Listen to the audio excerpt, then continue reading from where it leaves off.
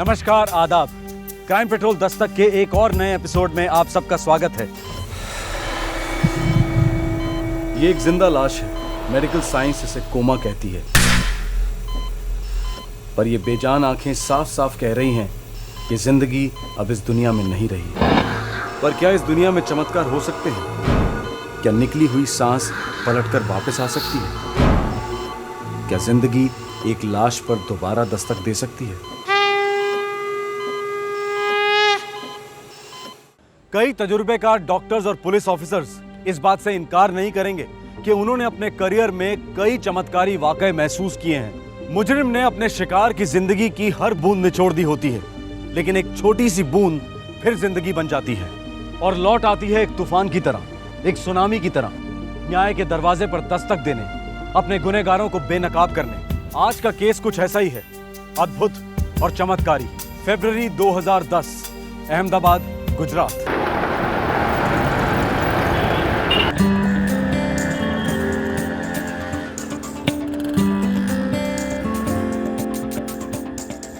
बीस साल की रोशनी पटेल अपनी एमबीए क्लास से लौट रही थी। शाम का वक्त था। शहर अहमदाबाद, गुजरात।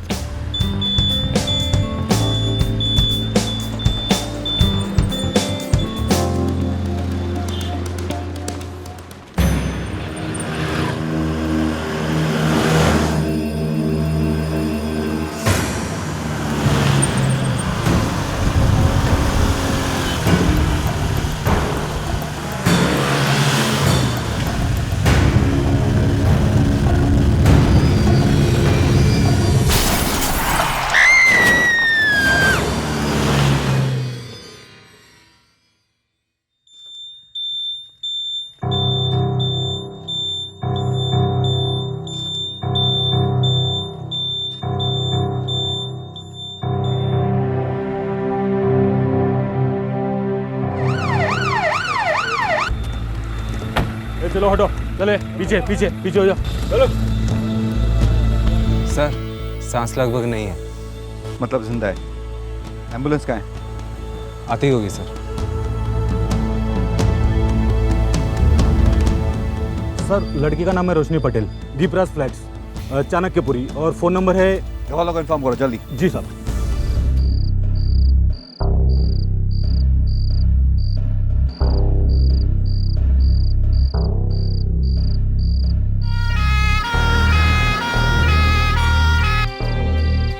Panchal, yes sir. पूरी जगह की डिटेल्स नोट करो, जहाँ पे स्कूटी पड़ी थी, जहाँ पे हेलमेट पड़ा था, और ये लड़की जहाँ पड़ी थी। Okay sir. फोटोग्राफर।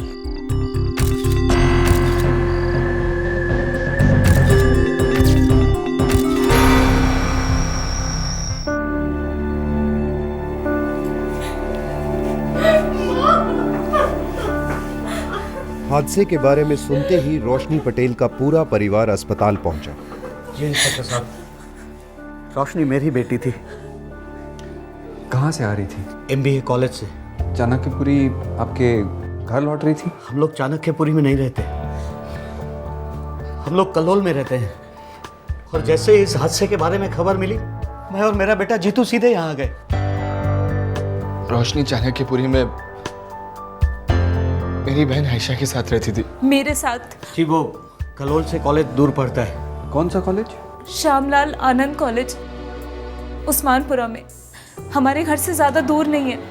वहीं से लौट रही थी रोशनी। जब से एमबीए शुरू किया वो आपके साथ रह रही है? अभी 14 दिन पहले ही वो हमारे यहाँ रहने आई थी, और प्लान था कि कुछ दिन बाद मेरी छोटी बहन सरिता के घर पर रहेगी।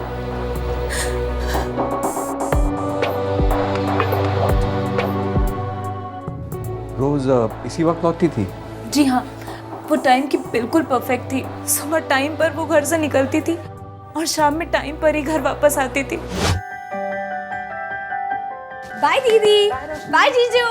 ओए रोशनी, संभाल के चलाना, स्कूटी है, रॉकेट नहीं, समझी ना? हाँ जीजू, लेकिन बैलगाड़ी भी तो नहीं है ना। डोंट वरी जीजू, मेरे पास सेफ्टी है। Bye bye. इससे पहले कभी भी इसका कोई एक्सीडेंट नहीं हुआ था। ये डेली का रूट था। शायद एक्सीडेंट ना हो। ये क्या कह रहे हो?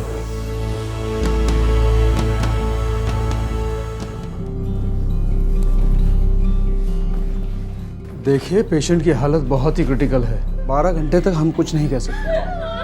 प्लीज़ आप लोग प्रिपेयर रहिए, कभी भी कुछ भी हो सकता है। डॉक्टर साहब, उसे होश कब तक आ जाएगा? इंस्पेक्टर साहब, होश आ जाएगा तो फिर बहुत बड़ी बात हो जाएगी। वैसे कोशिश जारी है।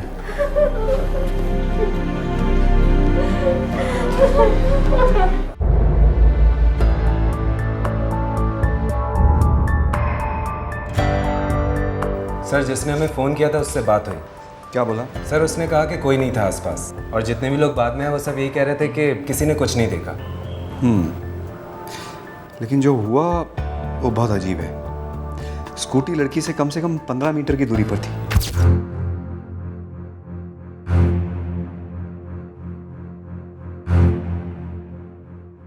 हेलमेट किसी तीसरी दिशा में पड़ा हुआ था, वो भी काफी दूर।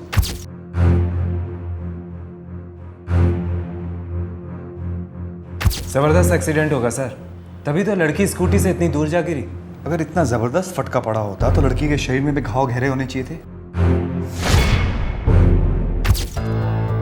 ये एक्सीडेंट हुआ नहीं है, करवाया गया। एक्सीडेंट था या कुछ और था, ये तो सिर्फ रोशनी बता सकती थी, और रोशनी बताने की हालत में बिल्कुल भी नहीं थी।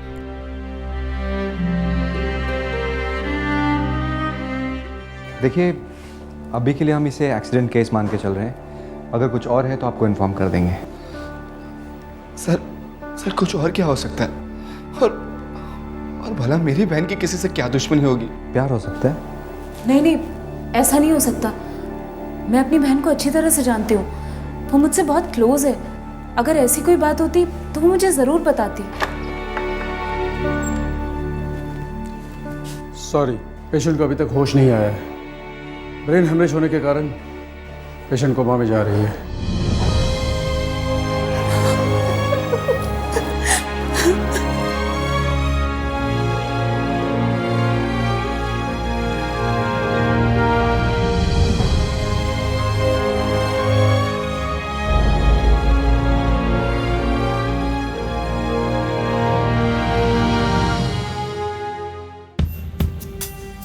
एक होनहार एमबीए स्टूडेंट रोशनी पटेल, एक सेफ ड्राइवर रोशनी पटेल अपने रेगुलर रूट पर खून में लथपथ पाई जाती है और फिर बिना कोई बयान दिए कोमा में चली जाती है।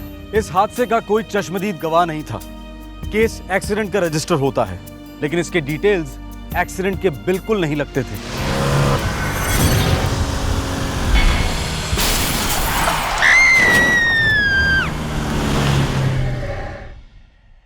उस शाम की असलियत सिर्फ रोशनी की जुबान से पता चल सकती थी, लेकिन उसकी जुबान उस वक्त बिल्कुल बेजान थी और जान के लौटने की उम्मीद लगभग जीरो।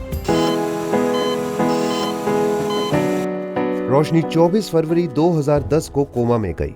3 महीने बीत गए। हॉस्पिटल्स बदले, डॉक्टर बदले, पर रोशनी की हालत नहीं बदली।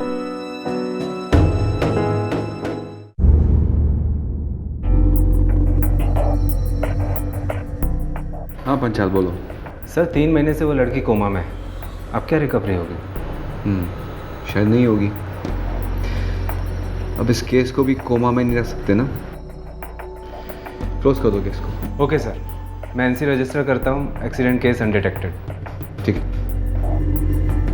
ये डॉक्टर ने जो रोशनी की फाइल में दवाइयाँ लिखी है, उसमें ये वाली दवाई जो है ना, कोमा की हालत में रोशनी को घर लाया गया।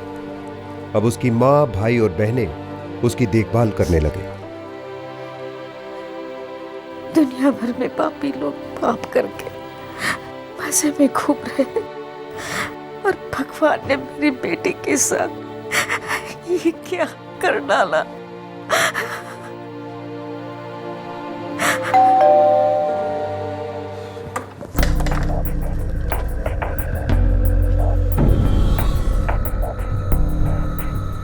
आप यहाँ? बहुत बुरा लगा सुनकर। आप मामा भंजी यहाँ पे? शॉकिंग है। वैसे भी अब आप लोगों का रोशनी के साथ कोई रिश्ता रहा ही नहीं। जीतू, हमारा डाइवोर्स ज़रूर हुआ है, पर रोशनी के साथ एक रिश्ता है मेरा। रिंकल प्लीज, अब शुरू मत हो जाना। शुरू तो तुमने किया है जीतू। हम तो यहाँ बस रोशनी का हालचाल पूछने आए थे। जीतू बेटा, मेरी भांजी वाकई तुम सबसे और खासकर रोशनी से बहुत प्यार करती थी और करती है। अब छोड़िए भी, इन पुरानी बातों को कुरेदने का कोई मतलब नहीं है। ठीक कहा आपने, अब तो रोशनी के लिए प्रार्थना ही करनी है। बहू, रोशनी तुम्हें हमेशा से खटकती थी ना, अब झगड़ा करो इसके साथ, जगाओ उसे। बा, आपने कितनी आसानी से कह दिया कि मुझे रोशनी खटकती थी। ये नहीं कहते कि मैं आप सबको खटकती थी, मेरी प्राइवेसी आप सबको खटकती थी। रिंकल बस। तुम हमेशा से मुझे ही बस कहते थे और आज भी मुझे ही बस कह रहे हो। नो डाउट तुम एक अच्छे भाई जरूर हो, पर एक अच्छे पति बिल्कुल नहीं। सॉरी टू से, बट ये कड़वा सच है।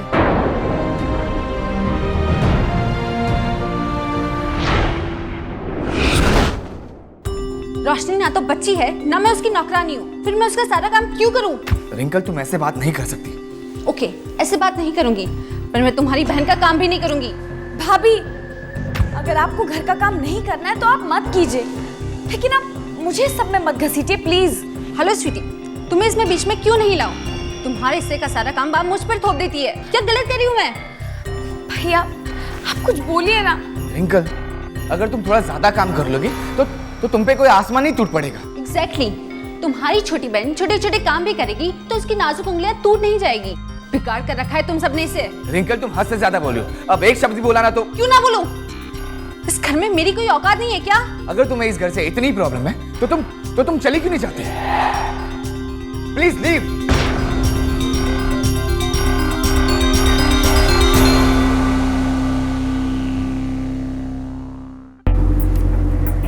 रिंकल प्लीज गुस्सा शांत करो। बापू, ये कितना इंसल्टिंग है। जीतू हमेशा रोशनी की साइड लेता है, मैं उसकी पत्नी हूँ। वही तो बेटा, तुम उसकी पत्नी हो। रोशनी तो 1-2 साल में शादी करके अपने घर चली जाएगी। तुम्हें तो जितेंद्र के साथ पूरी जिंदगी बितानी है। तुम चाहो तो हम लोग जीतू को अलग से समझा सकते हैं। हम सब तुम दोनों का भला चाहते हैं। जीतू बेटा, तुम समझदार हो, तुम्हें समझना चाहिए। रिंकल के भी कुछ अरमान है, कुछ इच्छाएं हैं। पता है उसकी इच्छा क्या है? वो मुझे और मेरी फैमिली को अपनी उंगली पे नचना चाहती है, और जो मैं होने नहीं दूंगा। ऐसी बात नहीं है जीतू, रिंकल की बड़ी अच्छी परवरिश हुई है। हाँ क्यों नहीं, हम तो 2 टके के हैं ना। तुम ऐसी बात ही क्यों कर रहे हो? रिंकल और रोशनी दोनों जवान लड़कियां हैं और दोनों तरफ से 19-20 गलतियां होती होंगी। मेरी बहन और मेरी बीवी दोनों मेरे सामने, उनमें कौन सही है कौन गलत ये मुझे अच्छी तरह पता है। देखो जीतू, वैसे तो मैं बाहर वाला हूँ, लेकिन तुम दोनों की फैमिलीज़ को अच्छी तरह जानता हूँ। मैं क्या बोलता हूँ कि तुम और रिंकल कुछ दिनों के लिए अगर अलग रहोगे तो शायद सबके लिए अच्छा होगा। पता है अच्छा क्या होगा? आप बाहर वाले हो तो बाहर ही रहिए, मुझे ये फालतू की सजेशन मत दीजिए। जीतू, तुम जो ये इस तरह से बात कर रहे हो, ये तो बड़ों के साथ बदतमीजी हुई ना। ये रोशनी भी हमारी रिंकल के साथ ऐसे ही पेश आई होगी। ओके, तो ठीक है, आप अपनी दूध की धुली हुई रिंकल को अपने पास रखिए, लेकिन मुझे माफ कीजिए, मुझे अकेला रहना। जीतू बेटा, ये नहीं पापा, आई वॉन्ट डाइवोर्स। क्या?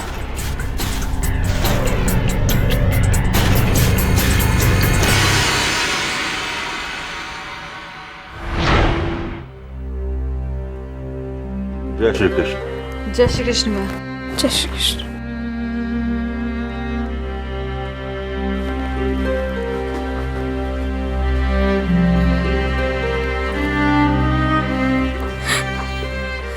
नजर लगाई मेरी बच्ची को, जरूर इसने कुछ किया होगा।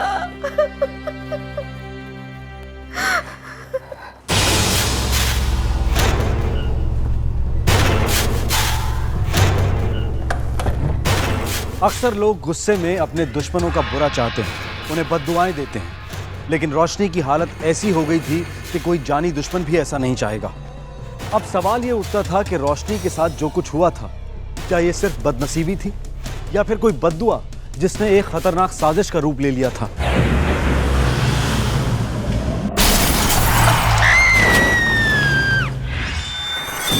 दिन पर दिन गुजर गए, लेकिन रोशनी की हालत में कोई सुधार नहीं हो रहा था।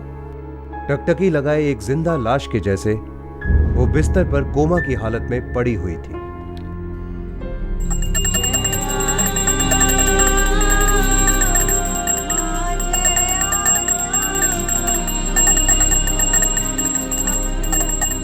इन खुली आंखों के सामने अंधेरा था और इसी अंधेरे में छुपा था वो राज, वो सच जो इस केस की असलियत को दुनिया तक ले जा सकता था। पर ऐसा होना नामुमकिन मालूम हो रहा था। पर एक चमत्कारी पल ने नामुमकिन को मुमकिन बना दिया।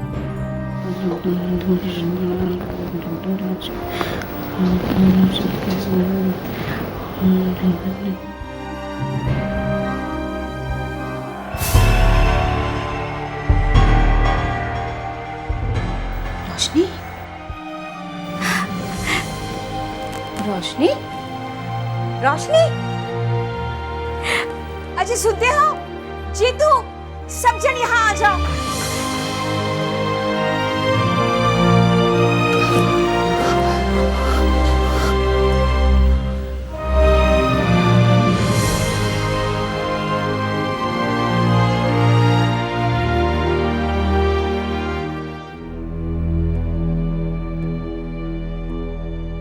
अब मैं आपसे क्या कहूँ? मैंने पढ़ा था कि ऐसा हो सकता है, पर कभी होता नहीं। और आज मेरी आंखों के सामने ये सब हुआ। रोशनी के साथ जो कुछ भी हुआ, it's nothing but miracle. Doctor, पर ये ठीक हो सकती है ना? फिलहाल तो ये स्टेबल है, लेकिन 2-4 दिन हमें ऑब्जर्व करना होगा। रोशनी दोबारा कोमा में नहीं जानी चाहिए।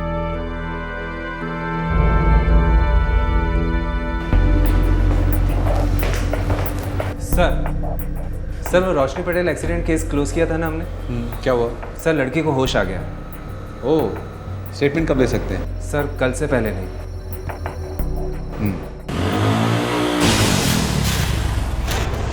This time around, he didn't try to hit the ball. क्या मारा? Just handled it. He knew what to do. आप लोगों को कुछ पता चला?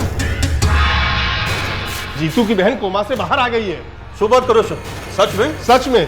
ये तो चमत्कार हो गया।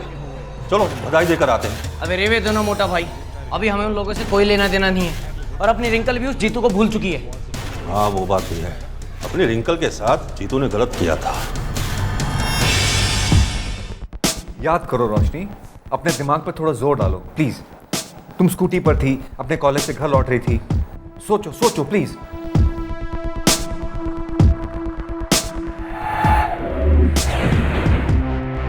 क्या तुमने अपना कंट्रोल खो दिया था या तुम किसी चीज से टकराई? जोर दो अपने दिमाग पर, कम ऑन। सोचो सोचो प्लीज।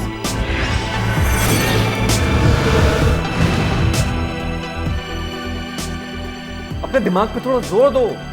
कम ऑन रोशनी, सोचो। सर वो मुश्किल से हमें पहचानती है, तो वो एक्सीडेंट कहाँ से याद कर पाएगी?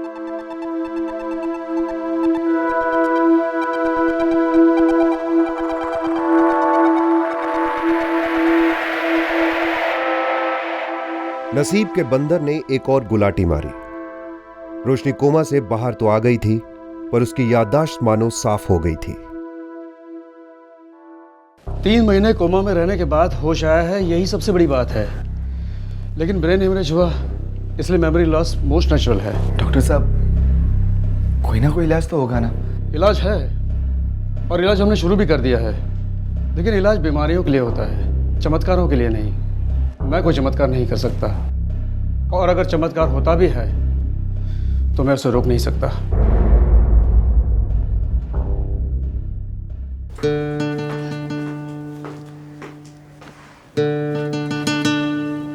रोशनी बेटा, लो चाय लो। और तुम्हें याद है, तुम जब स्कूल से आती थी तब सबसे पहले ये मांगती थी। बताओ तो ये क्या है?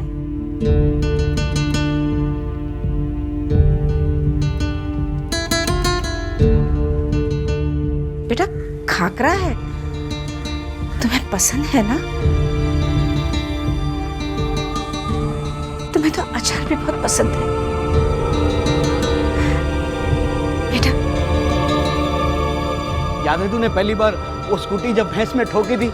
मुझे बहुत हंसी आई थी। रोशनी बेटा मुझे। पूरा परिवार लगा हुआ था रोशनी की याददाश्त को जिंदा करने में, पर सभी कोशिशें नाकाम मालूम हो रही थी। एक हादसा, एक चमत्कार। 21 साल की रोशनी पटेल ने जिंदगी में 2 बड़े उतार चढ़ाव देखे थे, पर क्या ये आखिरी थे? या अब भी कुछ ऐसा होने वाला था जो सब कुछ और सबको हिलाकर रख देता? ओम जय आद्या शक्ति, मां जय आद्या शक्ति। रोशनी को उन सारी जगहों पर ले जाया गया जहां वो एक्सीडेंट के पहले जाती थी, पर कोई फर्क नहीं पड़ रहा था। कुछ याद आया रोशनी? तुम्हारी बॉडी हमें यहाँ पे मिली थी, तुम्हारी स्कूटी उस खंबे के पास वहां पड़ी हुई थी, और हेलमेट रोड के उस साइड। कुछ याद आया?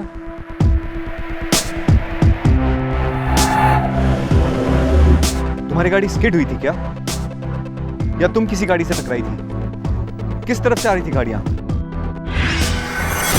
इस तरफ से गाड़ियां आई थी या पीछे से?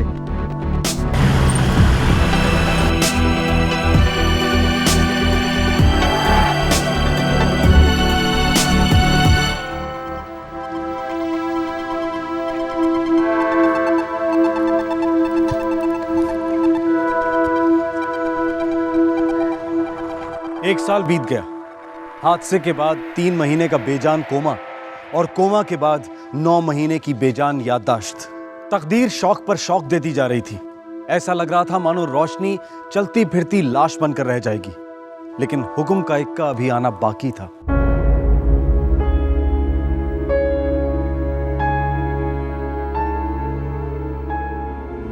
बड़ी कृपा की है भगवान ने हम पर। हमारी बच्ची को यहां तक तो पहुंचाया।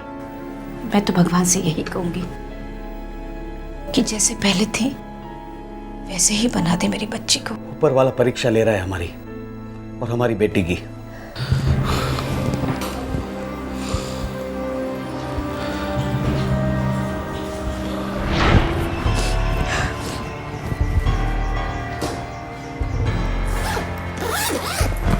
जीतू, मानस जो करशे एवज परशे। तुमने रोशनी के लिए मुझे अपने आप से दूर कर दिया। याद रखना, एक दिन वो भी तुमसे बहुत दूर हो जाएगी।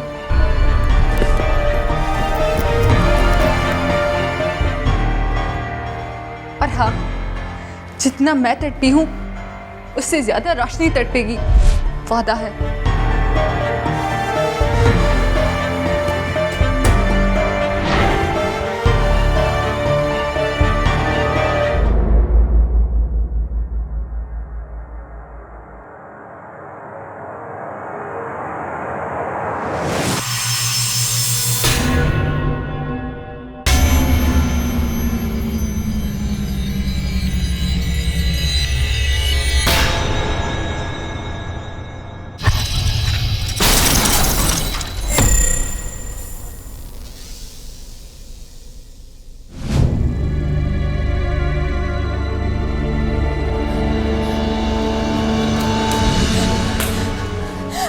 भैया, भैया, बेटा क्या हुआ? ये तो भैया, क्या क्या तूने? ये मुझे पहचान लिया? भैया, रोशनी, क्या हुआ बेटा? माँ, मेरी बच्ची, माँ, क्या हो गया? क्या हुआ?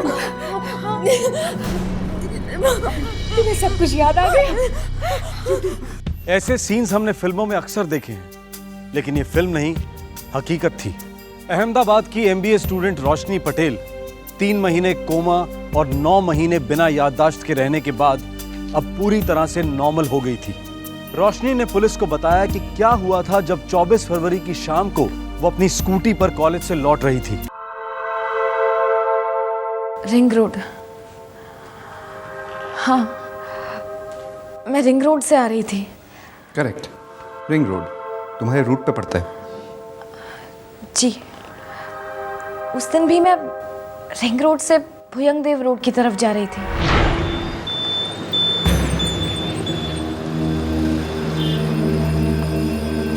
स्कॉर्पियो गाड़ी थी।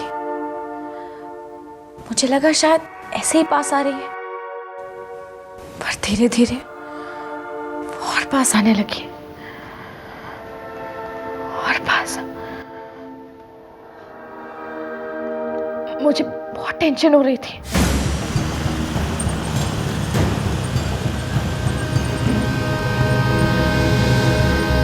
मैंने स्कूटी के मिरर में देखा, वो स्कॉर्पियो मुझे उड़ाने के चक्कर में थी।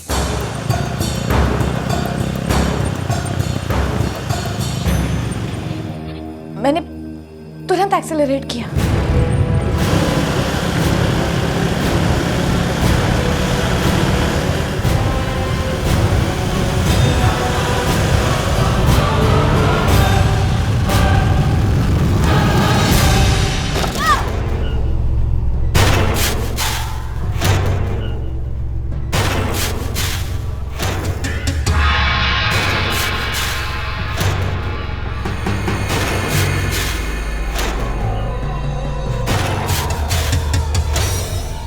हमारी रिंकल का घर उजाड़कर तू यहां मजे में उड़ रही है।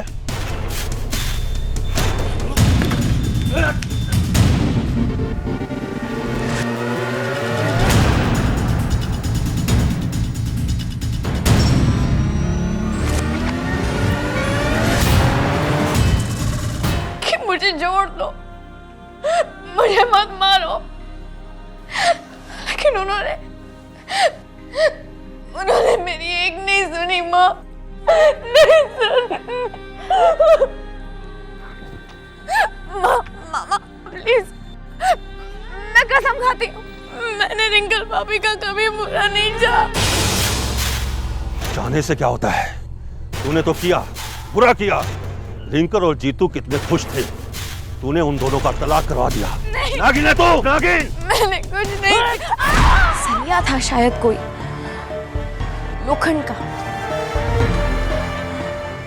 यहाँ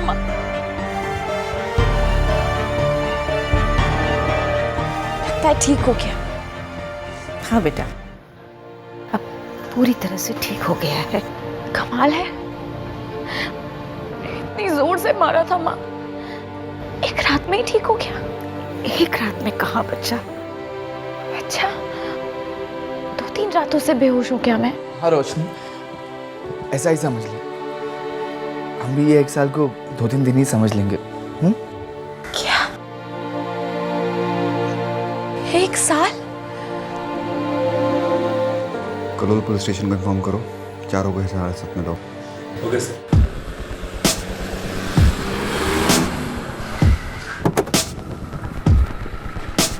क्या हुआ? अभय, विनय, अर्जुन कहाँ हैं तीनों?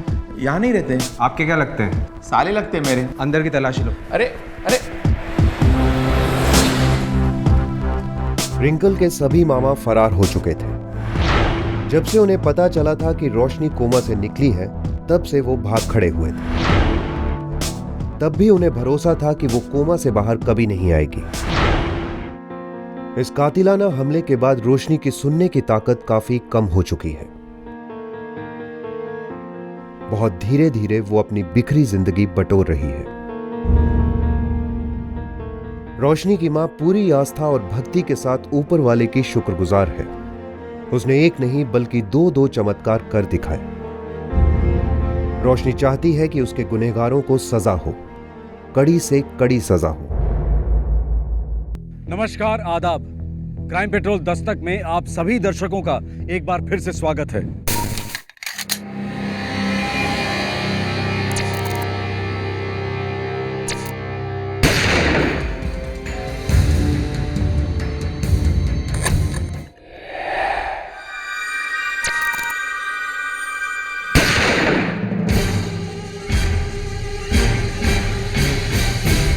आप पर एक नहीं 2 बार जानलेवा हमले होते हैं। ये दोनों हमले धमाकेदार दस्तक हैं कि खतरनाक दुश्मन आपके खून का प्यासा बन चुका है।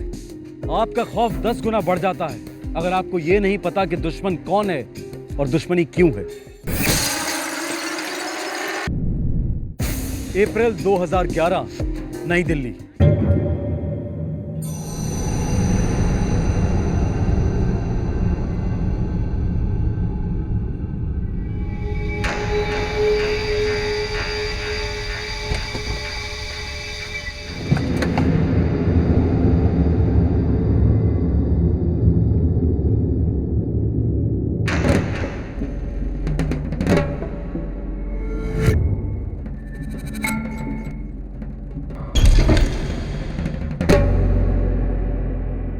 सुबह ठीक 7 बजे डॉक्टर अविनाश की ड्यूटी खत्म होती है।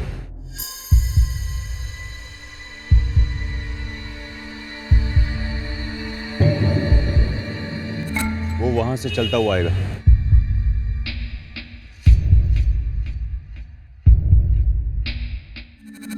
और वहां अपनी मोटरसाइकिल के पास जाएगा। वो रहा डॉक्टर अविनाश।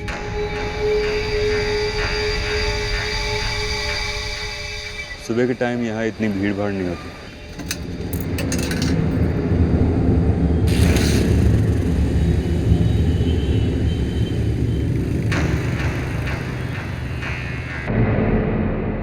ये 25,000 एडवांस। फोन पे गोली की आवाज़ सुनाओ और बाकी के 2,25,000 लेकर जाओ। हो गया समझो, फोन चालू रखिएगा।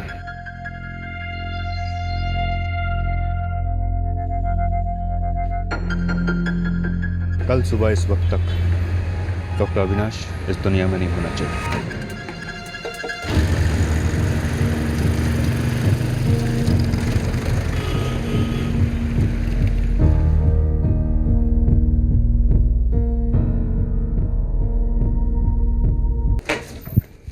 Good morning Sonia. अविनाश सीधे ड्यूटी से आ गए क्या? नहीं, तुम्हारे घर गया था, तुम्हारे डैडी ने कहा कि तुम यहाँ हो तो सीधे यहाँ पर आ गया। एक्चुअली एक पुराना पेशेंट है, उसे अर्ली अपॉइंटमेंट चाहिए थी, इसलिए मुझे जल्दी आना पड़ा। तो डॉक्टर साहिबा, हम भी तो आपके पुराने पेशेंट हैं, हमें अपॉइंटमेंट कब मिलेगा? देखो 7 फेरों में सिर्फ 7 मिनट लगते हैं।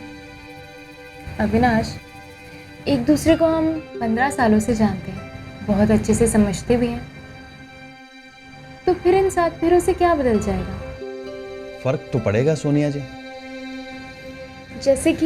जैसे कि सुबह की पहली चाय मैं तुम्हारे हाथ की पी सकता हूँ। तो एक कप चाय के लिए आप शादी करना चाहते हैं? ये क्या लॉजिक हुआ? चाय तो मैं अभी ऑर्डर कर देती हूँ। करूँ? एक छोटी सी बेटी भी ऑर्डर कर देना, खूबसूरत सी, बिल्कुल तुम्हारे जैसी। अच्छा अविनाश, मैं 4 दिन के लिए लखनऊ जा रही हूँ, एक कॉन्फ्रेंस अटेंड करनी है। जब मैं लौटूंगी तुरंत शादी कर लेंगे, पंडित को बुक करो। अविनाश, जब मैं लौटूंगी तब हम डिसाइड करेंगे क्या करना है, कैसे करना है। ओके? क्या करना है? शादी करनी है बस, और आइडियली अभी करनी है। पता नहीं लखनऊ की कॉन्फ्रेंस में तुम्हें कोई हीरो मिल जाए और तुम मुझे पहचानो भी ना। 4 दिन बाद। ओके? प्रॉमिस? पक्का प्रॉमिस। तो डॉक्टर साहिबा, इस प्रॉमिस पर तो एक मोहर लगनी चाहिए।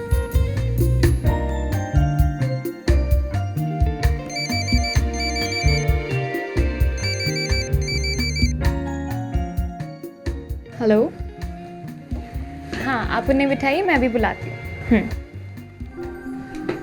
आपको जाना पड़ेगा, वरना मेरे पेशेंट ये सोचेंगे कि 2 डॉक्टर क्लिनिक के अंदर क्या क्या करते हैं। क्या क्या करते होंगे? अविनाश जाओ ना। ओके बाबा, बाय बाय। एक तरफ डॉक्टर अविनाश एक खूबसूरत फ्यूचर की प्लानिंग कर रहे थे अपनी होने वाली पत्नी डॉक्टर सोनिया के साथ, पर दूसरी तरफ एक और प्लानिंग हो रही थी जिससे डॉक्टर अविनाश बिल्कुल अनजान थे। कल सुबह इस वक्त तक डॉक्टर अविनाश इस दुनिया में नहीं होना चाहिए, और वो थी उनकी मौत की प्लानिंग। 27 अप्रैल 2011, रोजमर्रा की जिंदगी के बीच डॉक्टर अविनाश के लिए मौत की दस्तक को सुनना लगभग नामुमकिन था।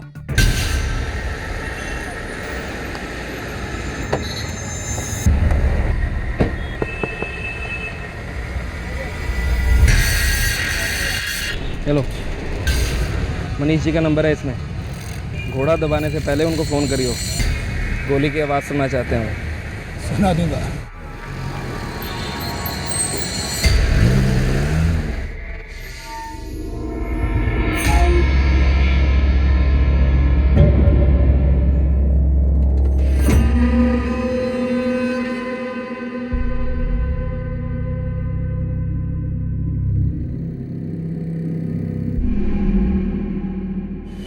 हेलो, तैयार रहना, गोली चलने वाली है।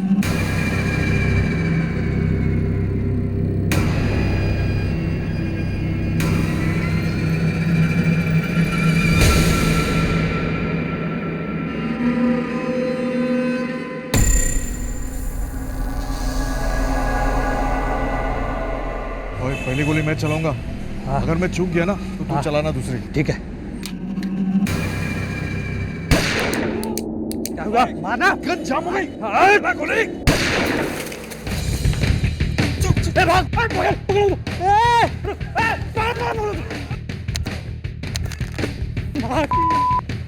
अविनाश जी,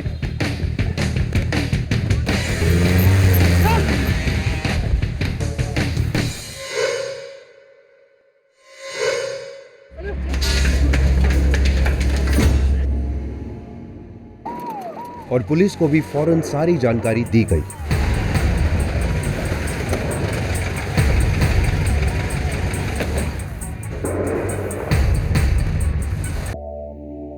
दोनों बुलेट्स हार्ट के बहुत ही करीब से गुजरे। चांसेस बहुत कम। एक्चुअली क्या हुआ डॉक्टर, बता सकते हैं? मैंने तो ऐसे कुछ देखा नहीं, लेकिन हमारा एक वार्ड बॉय है, शास्त्री। शास्त्री। जी डॉक्टर साहब। इन्हें बताओ। सर मैं और वो अपना दुबे पान खाने जा रहे थे। हाँ, फिर सर हमने दो ढाई ढाई गोलियों की आवाज़ सुनी। वहाँ जाकर देखा तो डॉक्टर अविनाश नीचे पड़े थे। मुड़कर देखा तो वे भाग रहे थे। कितने लोग थे? 3 थे साहब। कहाँ भाग रहे थे? उनकी एक अपनी गाड़ी खड़ी थी। फिर क्या हुआ? फिर सर मैंने उनका पीछा किया, पर वो निकल चुके थे। पर हाँ सर, उनका मोबाइल और रिवॉल्वर वहीं गिरा पड़ा है।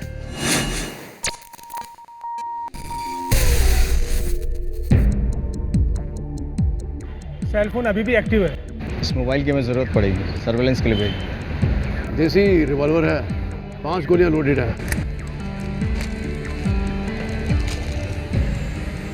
डॉक्टर अविनाश का बिल्कुल सही पर है, मतलब यानी कि वो घर निकलने की तैयारी कर रहे हैं। 2 गोलियां चली हैं। इस बरामद रिवॉल्वर में 5 गोलियां। इसका मतलब 2 अलग अलग बंदूकों से फायरिंग हुई थी। सर डॉक्टर अविनाश के माँ बाप आ गए हैं। ठीक है, ये मोबाइल अभी भी एक्टिव है, सारी डिटेल्स निकालो। देखिए, हम अपनी तरफ से हर कोशिश कर रहे हैं, लेकिन ये आप लोग ये बात अच्छी तरह समझ लीजिए कि खून काफ़ी बह चुका है।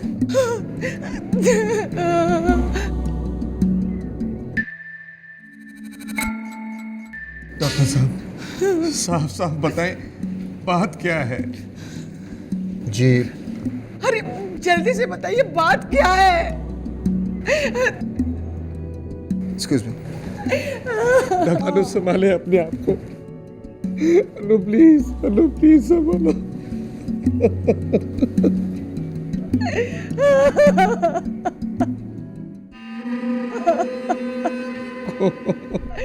मेरा बच्चा, हे भगवान।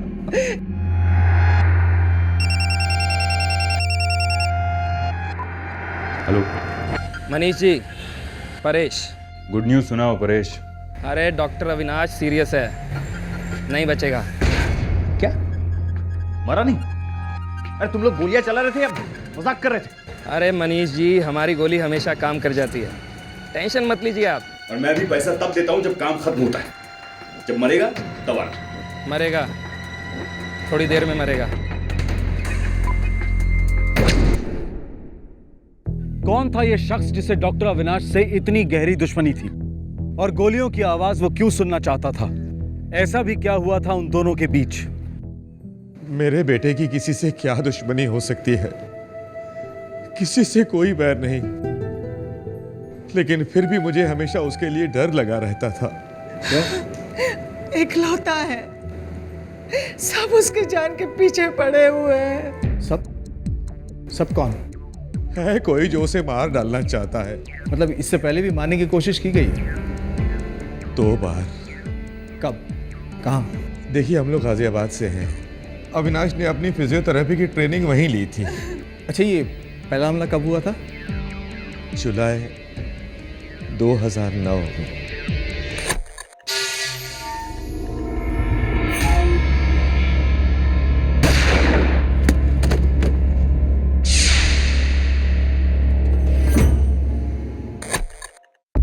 और ये दूसरा हमला? फरवरी 2010 में।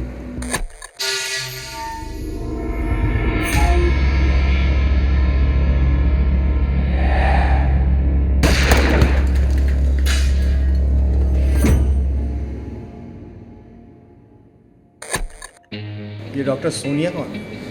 अविनाश की बचपन की दोस्त है। वो हमारी होने वाली बहू है। सूर्य प्रकाश जी, क्या कहा डॉक्टर ने? कुछ नहीं कहा। शायद सब खत्म। शुभ शुभ बोलिए भाई साहब, कुछ नहीं होगा अविनाश को। आपका परिचय? ये सोनिया के माता पिता हैं। हमने सोनिया को इन्फॉर्म करने की कोशिश की, पर उसका मोबाइल स्विच ऑफ आ रहा है। कहाँ है वो? वो लखनऊ में है, सेमिनार में गई है। अच्छा, पिछले 2 हमलों की इन्वेस्टिगेशन गाजियाबाद पुलिस ने की ही होगी। की थी, लेकिन कोई फायदा नहीं हुआ। आपकी किसी से कोई पुरानी दुश्मनी नहीं है? बताइए ना, अरे बताइए ना। सूर्य प्रकाश जी, बताइए। वो हमारी एक छोटी सी पुश्तैनी जमीन थी। सोनिया, तुम ही समझाओ इन्हें। मैं सारा दिन घर पर नहीं बैठ सकता। अगर उन लोगों को मुझे मारना ही होगा तो यहाँ पर भी आकर मार सकते हैं। नहीं नहीं बेटा, शुभ शुभ बोल। अगर तुझे कुछ हो गया तो हमारा क्या होगा? मम्मा, अगर पापा वो ज़मीन बेच देंगे तो ये अटैक्स बंद हो जाएंगे और किसी की भी जान को कोई खतरा नहीं होगा।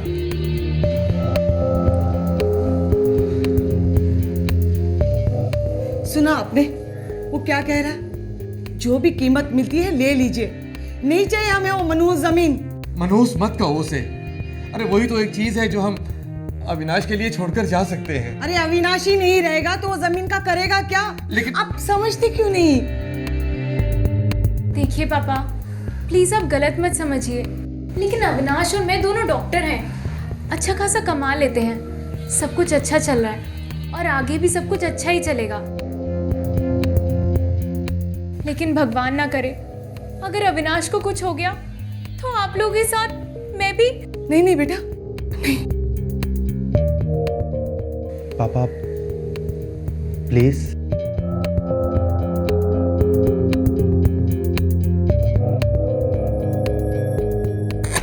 छह पुश्तों की जमीन थी, बेच दी। सोचा अब तो वो लोग अविनाश को अकेला छोड़ देंगे, लेकिन देखिए क्या हाल किया है मेरे बच्चे का। Rahman, Rahman, 2 oxygen cylinder OT में चाहिए, जल्दी, इमरजेंसी है। क्या हुआ? क्या हुआ?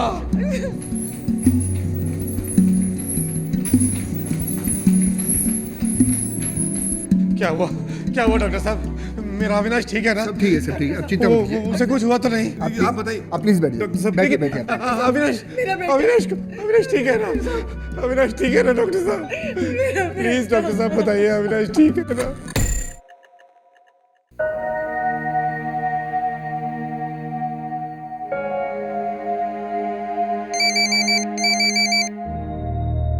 हाँ पापा। कब से ट्राई कर रहा हूँ बेटा, कहाँ हो तुम? यहाँ अविनाश को किसी ने गोली मार दी बेटा। क्या? वो जिंदा तो है? बहुत सीरियस है बेटा। पापा मैं अभी निकलती हूँ, मैं बस आ ही रही हूँ। आजा बेटा, जल्दी आजा।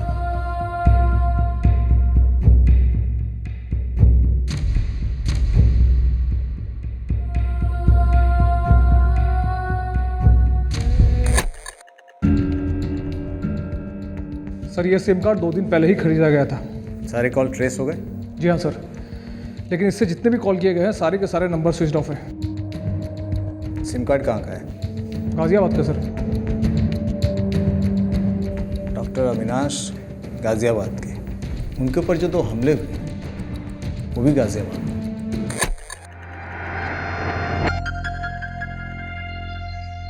श्रुति, मैं 3-4 दिन के लिए नैनीताल जा रहा हूँ, तो बाहर पेशेंट्स के लिए बोर्ड लगा देना। जी डॉक्टर। शूट आउट को 2 दिन बीत चुके थे। डॉक्टर अविनाश वेंटिलेटर पर जिंदगी और मौत के बीच झूल रहा था और उसके हमलावर और हमले का मास्टरमाइंड खुलेआम घूम रहे थे। पुलिस पूरी फोर्स के साथ तहकीकात कर रही थी और आखिरकार एक सुराग मिला। सर यह नंबर किसी वरुण का है, गाजियाबाद का हिस्ट्री शीटर है। पता मिला? Yes sir. चल गाड़ी निकाल।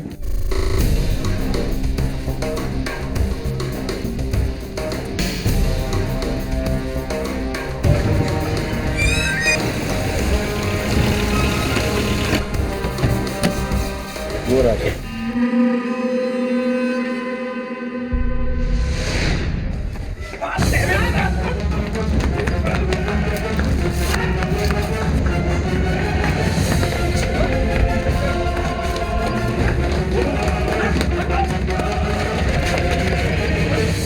इस अटेम्प्टेड मर्डर की पहली कड़ी अब पुलिस के हाथ लग गई थी।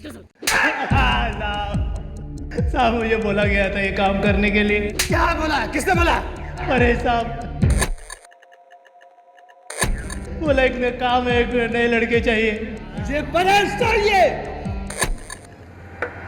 मनी साहब पिछले 2-3 दिन से वेंटिलेटर पर है, गारंटी है नहीं बचेगा। मुझे मत समझाओ कि मैं क्या समझता हूँ, बस तुम इतना समझ लो कि अविनाश अभी जिंदा है। कॉन्ट्रैक्ट उसे मारने का हुआ था, जब वो मर जाए तब फोन करना।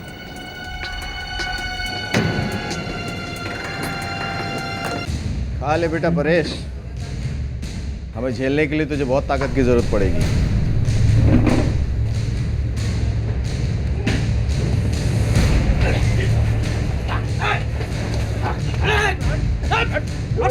बोला था ना, खा ले, बहुत ताकत की जरूरत पड़ेगी। सीधा बोलेगा या बम्बू के बाद बोलेगा? साहब मैंने तो सुपारी ली थी। कौन है तेरा पान वाला? मनीष कुमार। डॉक्टर अविनाश को क्यों मारना चाहते हैं? ये एक सवाल हम कभी नहीं पूछते, आप तो समझते हो साहब। अपनी समझ को अपने हलक में डाल के रख, ना उखाड़ के फेंक दूंगा। सर इसने जो लास्ट नंबर डायल किया वो स्विच ऑफ है। डॉक्टर मनीष का नंबर है? जी साहब, लेकिन वो नंबर बदलता रहता है साहब। तुझे कैसे मिलता है नया नंबर? मुझे वो बार बार फ़ोन करके पूछता रहता है, डॉक्टर अविनाश मरा के नहीं, मरा के नहीं। रहता कहाँ है? घर का नहीं पता साहब, दवा खाने का मालूम है। गाजियाबाद में? आपको कैसे पता साहब? बाप है।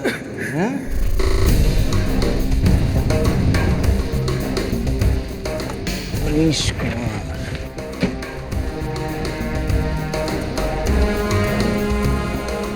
सभी मरीजों को सूचित किया जाता है कि डॉक्टर मनीष कुमार दिनांक 3 मई 2011 तक किसी आवश्यक कार्य होने की वजह से क्लिनिक में नहीं आ पाएंगे। अतः 3 मई 2011 तक क्लिनिक बंद रहेगा। क्लिनिक है तो कंपाउंडर भी होगा। 6 महीने से काम कर रही हूँ सर। तुम्हारा बॉस कहाँ है? नैनीताल। क्यों? सर कल ही उनकी शादी हुई थी तो वो हनीमून के लिए गए हैं। अच्छा, बता सकती हो कैसे गए? कार से। नंबर याद है? DL लिख कर दो। किसी से कुछ कहने की जरूरत नहीं, समझी? जी।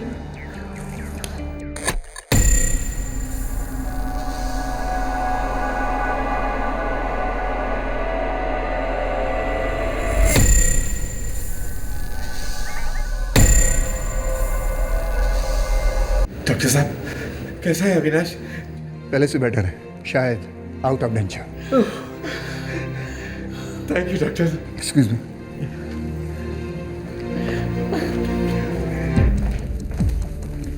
सूर्य प्रकाश जी। इंस्पेक्टर साहब पता चल गया है। अच्छा कौन है? है कोई डॉक्टर कुमार, डॉक्टर मनीष कुमार जानते हैं?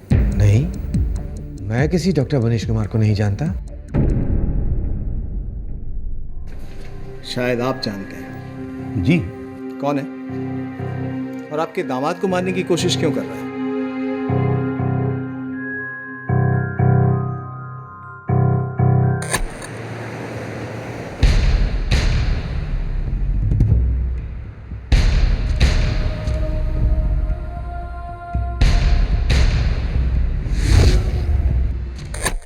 डॉक्टर मनीष कुमार मेरी बेटी का दोस्त है, अच्छा दोस्त है। अच्छे दोस्त ने काम अच्छा नहीं किया। सुमेर जी, आप कुछ बोलते क्यों नहीं? तुम पागल तो नहीं हो गई हो? तुम और अविनाश एक दूसरे को बचपन से चाहते हो, पसंद करते हो, एक साथ खेले कूदे हो और हमारे परिवार भी एक से हैं। फिर ये क्या पागलपन है बेटा? तुम समझाओ इसको। देखो बेटा, डॉक्टर अविनाश ही तुम्हारा सच्चा प्यार है। माँ प्लीज, मुझे प्यार पे कोई लेक्चर नहीं चाहिए। मैं मानती हूँ मैं अविनाश को लाइक करती थी, लेकिन अब मैं उसे पसंद नहीं करती। अगर कोई इंसान प्यार में पड़ता है तो उससे बाहर भी तो निकलता है ना। देखिए, मैं ये नहीं कह रही कि मैं अविनाश का भला नहीं चाहती, मैं भी उसका भला ही चाहती हूँ, लेकिन मेरा भला सिर्फ डॉक्टर मनीष के साथ है। जाओ, करो जाके अपना भला, जो समझ में आए करो, उसके बाद मेरा मुंह मत देखना। पापा। मनीष कुमार ने कल ही शादी की है, नैनीताल गए हैं हनीमून के लिए।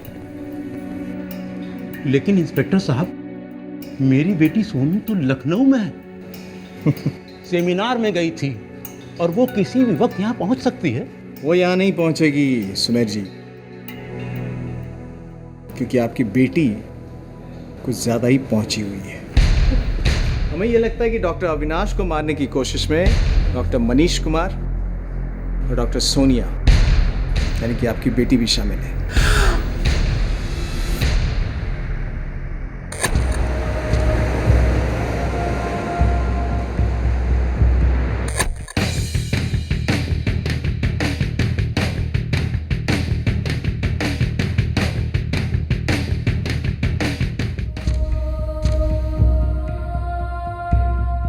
पता है मनीष, बचपन से ही जब भी मैं हनीमून के बारे में सोचती थी ना, नैनीताल के बारे में जरूर सोचती थी। वैसे भी बचपन की बातों को भुलाना बहुत मुश्किल होता है, खास करके बचपन का प्यार। अगर ऐसा होता तो हमारी शादी नहीं हुई होती, और जैसा हुआ है वैसा भी नहीं होता।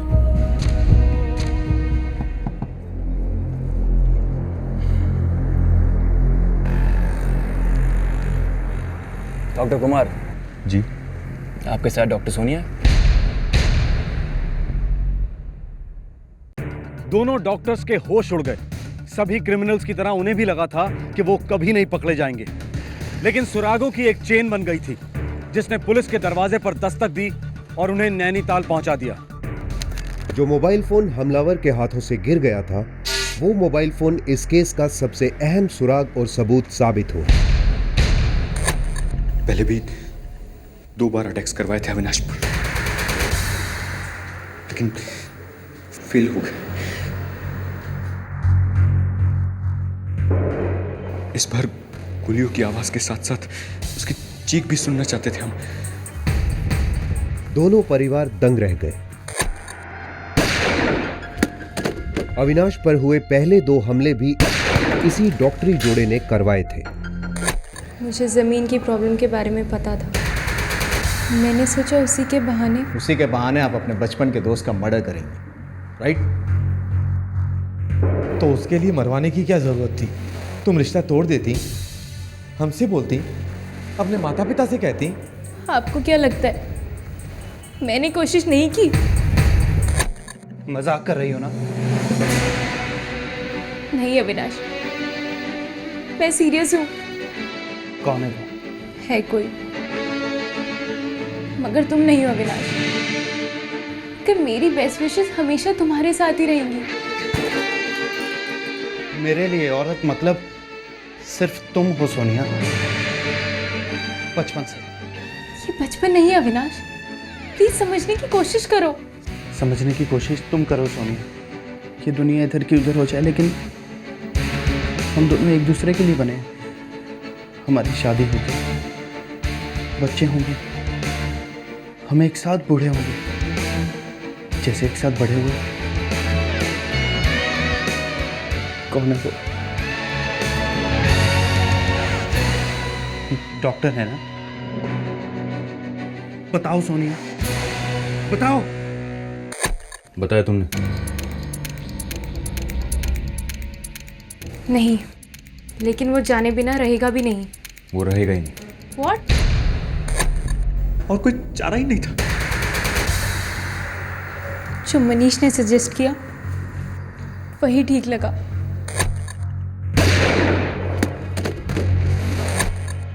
मेरे एक पेशेंट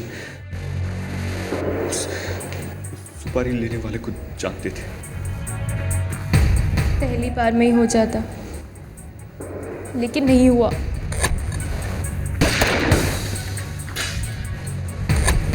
जब दूसरी बार भी नहीं हुआ तो बहुत फ्रस्ट्रेशन हुआ। तीसरी बार हम उसकी चीखें सुनना चाहते थे, उसे मरा देखना चाहते थे। ये शूटर्स नए थे, इसलिए उनके साथ प्लानिंग में मैं भी शामिल हुआ। इस बार अविनाश को मारना ही था। गोली की आवाज हमारे लिए मानो शहनाई थी।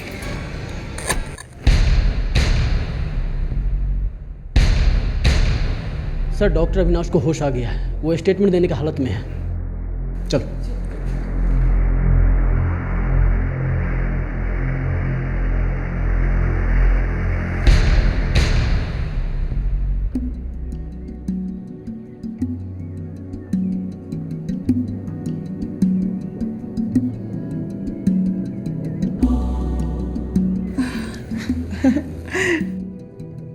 बेटा नहीं नहीं, आराम कर, आराम कर। अब के बाद कोई तुम पर गोली नहीं चलाएगा, कभी नहीं। मम्मा, सोनिया, सोनिया कहाँ है? वो क्यों नहीं आई? बेटा अब तुम आराम करो, हम बाद में बताएंगे। हाँ, इस केस में जुर्म ने एक नहीं बल्कि कई दस्तक दी थी। डॉक्टर सोनिया ने जब किसी और से प्यार होने की बात कही थी तो वो एक साफ और मजबूत दस्तक थी। प्रॉपर्टी के नाम पर जब 2 बार अटैक्स हुए वो भी एक दस्तक थी कि कुछ गड़बड़ है, छानबीन होनी चाहिए, लेकिन नहीं हुई। सब कुछ फेस वैल्यू पर लिया गया। हम सबको अपनी आंखें और कान खुले रखने चाहिए, क्योंकि जुर्म और मुजरिम हमारे बीच ही है और कभी कभी बहुत ज्यादा करीब। हर जुर्म दस्तक देता है, गौर से सुनिएगा, जानें बच सकती हैं। फिर मिलेंगे, तब तक के लिए अपना ख्याल रखें, सुरक्षित रहें। जय हिंद। इस तरह के और भी एपिसोड देखने के लिए हमारे चैनल को सब्सक्राइब करें और बेल आइकन दबाना ना भूलें।